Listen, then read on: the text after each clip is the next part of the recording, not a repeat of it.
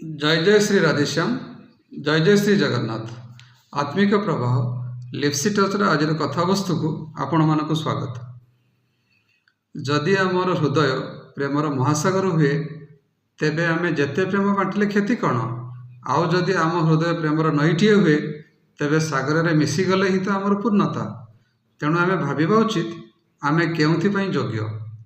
किंतु आम भितर किछि अछंती ना सेमाने कहार निजर होई पारंती ना काहाकू निजर बनई पारंती। केमितिका शुणु। सेमानक मन को आसी जाए मु बहुत पारिवार, मु बहुत सुंदर अवा सुंदरी, मु पूरा उज्जवल, मोर आवश्यकता अन्य मानक ठारे काहीरे केते कौन नाही मो पाखरे, मु पुणी भल पाइबी ताकू अबा से भल पाइबो पुणी मते।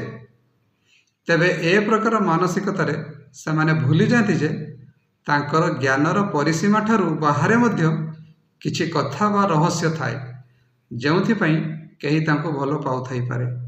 आउ सेमानक मनरे मध्य एमितिका किछि रही थाए जेमिति कि स्वर्गरु कौनसी गंधर्व अबा अप्सरी आसिबे सेमानको भल पाइबा पई आउ तांकर चिरसाथी बनै नै अमर करदेबे।